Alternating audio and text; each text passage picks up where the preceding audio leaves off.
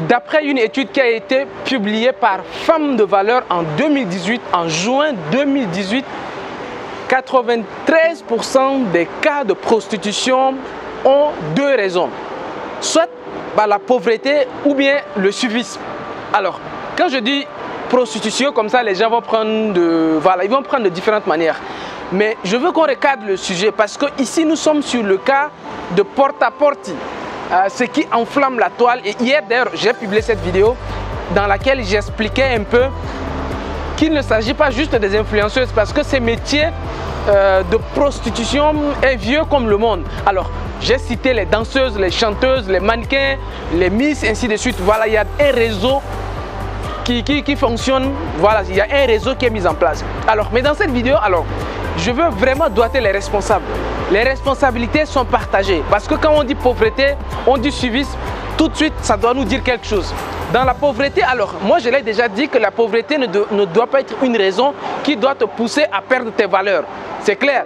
Donc, ce qui veut dire qu'aujourd'hui, toutes les filles qui vont se faire entretenir à Dubaï, qui vont manger caca par-ci, qui vont avaler urine, boire urine, tout ça là, ça c'est très clairement manque de valeur. Et la valeur, il faut qu'on le dise, valeur qui est garant des valeurs, qui transmet des valeurs aux personnes, qui transmet des valeurs aux enfants. Très clairement, c'est à l'éducation. C'est pendant l'éducation.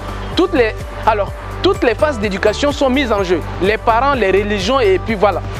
Surtout déjà les deux là, les parents et la religion.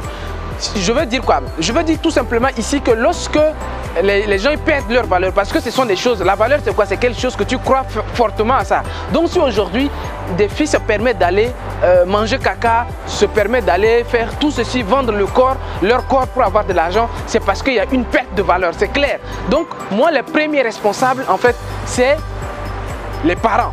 Les parents et la religion, si je peux ajouter ça, parce que bon, la religion on ne peut pas garantir beaucoup de choses parce que les religions ne sont pas responsables de ton comportement, mais tes parents sont responsables quand même de ton éducation. Tes parents sont responsables quand même d'une bonne partie de ton éducation parce que jusqu'à 18-20 ans, les gens prennent 2 décennies pour te transmettre des valeurs que toi, demain, tu mets ces valeurs dans la poubelle. Donc moi, très clairement, c'est les parents. Pourquoi? Parce que moi, je connais beaucoup de filles comme ça. On est ensemble, on est étudiants, où ce qui gagne leur argent, tu sais pas, du jour au lendemain. À l'époque déjà, moi je me rappelle, à l'époque iPhone 6 c'était le top de top. Mais les filles débarquent avec iPhone 6, pourtant pendant la même période, on est là tous à l'école, pendant la même période, on est en classe, pendant la même période, on fait nos exercices, mais se retrouvent à avoir des choses que parfois les parents même sont étonnés. Waouh, comment mon enfant arrive à avoir ça? C'est clair, si tu es parent, si tu as des enfants et tu vois tes enfants de 15 ans, de 16 ans commencent à venir à la maison avec des gros téléphones, à avoir des mèches fumées de 200 000, de 300 000, pourtant n'ont même pas d'activité qui permet de soutenir le train de vie et vous les voyez faire.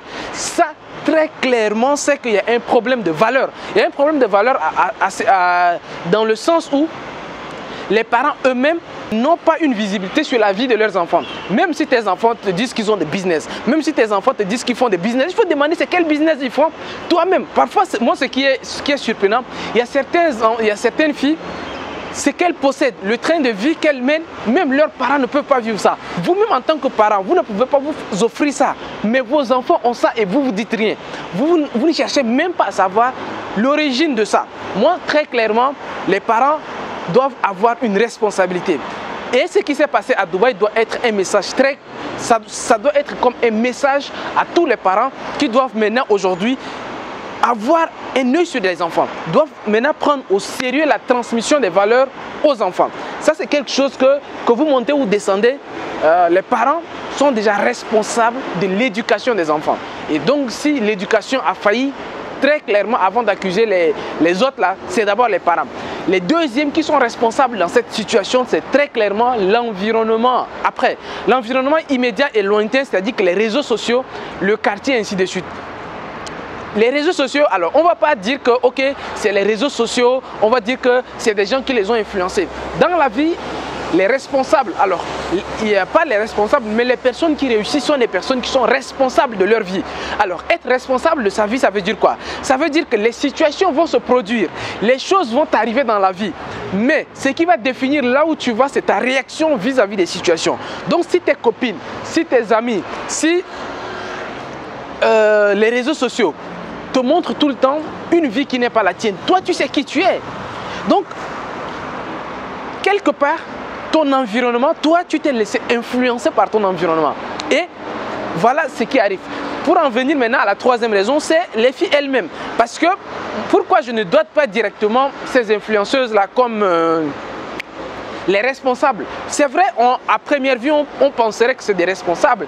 Mais avec le temps, alors, pour ceux qui savent, moi, je lis beaucoup de livres saints, que ce soit le Coran, la Torah ou bien même la Bible. Mais dans le cas de la Bible, il est écrit quelque part dans la Bible que tu dois instruire l'enfant selon la voie qu'il doit suivre. C'est-à-dire que la voie que l'enfant va suivre quand il sera adulte dépend de tes parents.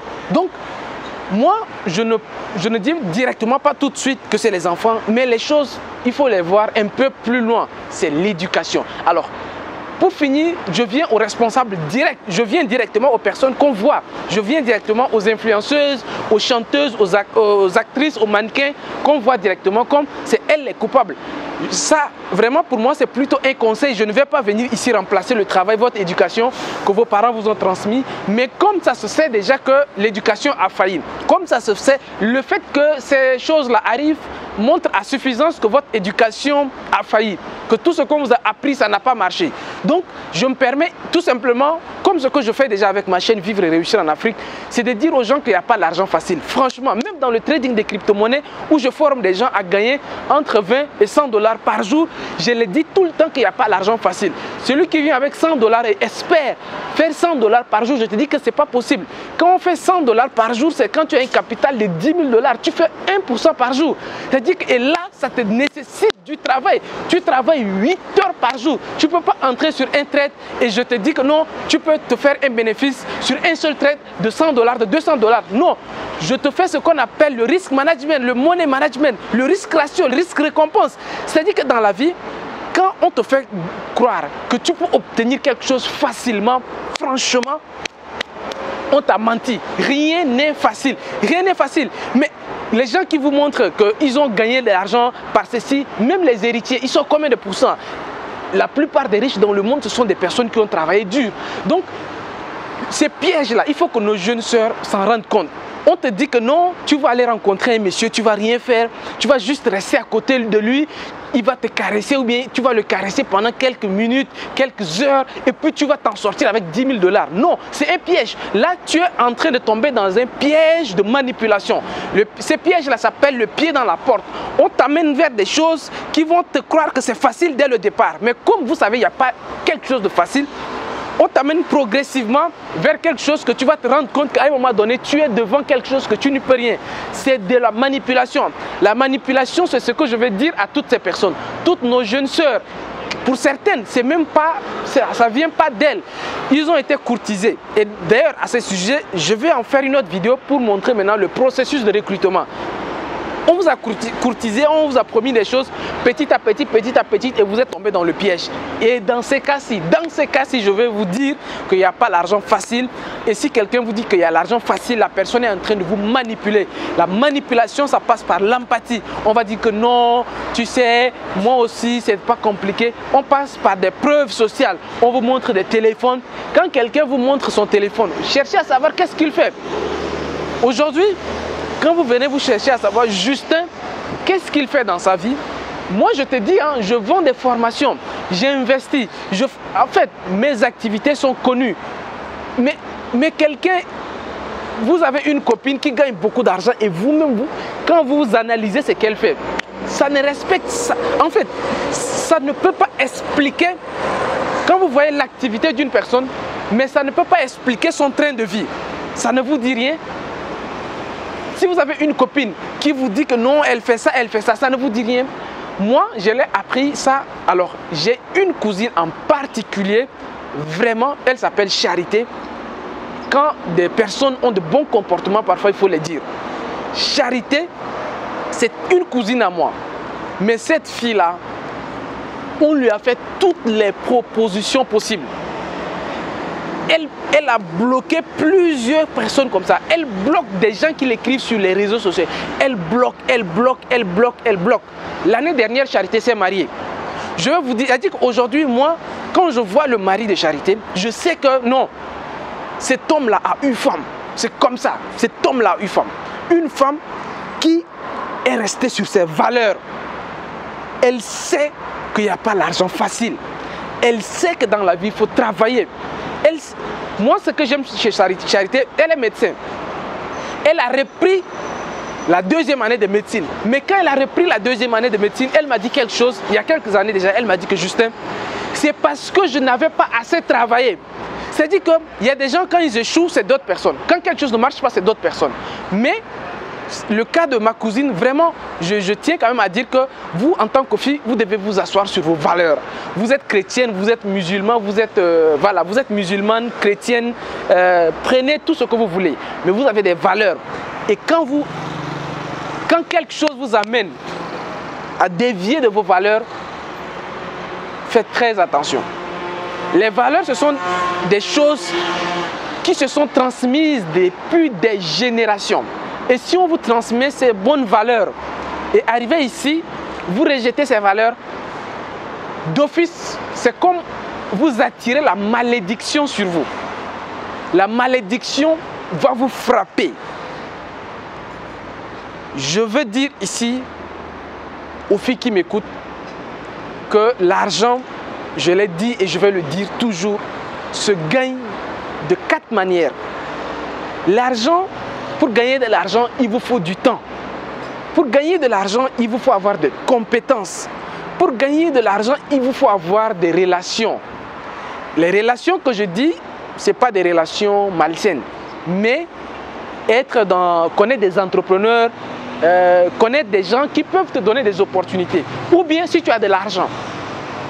L'argent vient en dernière position. Je vais le dire à chaque de mes vidéos. Vendre son corps, vendre sa beauté. Ta beauté n'est pas une source d'enrichissement. Comprenez ça une bonne fois pour toutes. Quelle que soit ta beauté, la beauté ne te fait pas gagner de l'argent. Si ta beauté te fait gagner de l'argent, c'est de la même manière que ta beauté te fait gagner de l'argent là. Quand tu vas commencer à vieillir sans rien dans la tête, c'est comme ça que tu vas t'appauvrir. Tu es belle, n'est-ce pas? D'accord. Tu vas être belle toute ta vie, d'accord. On va voir. À un moment donné, ta beauté s'arrête. Mais tes valeurs, tes principes, tes compétences, les choses, ton expérience, c'est ça qui va prendre de la valeur.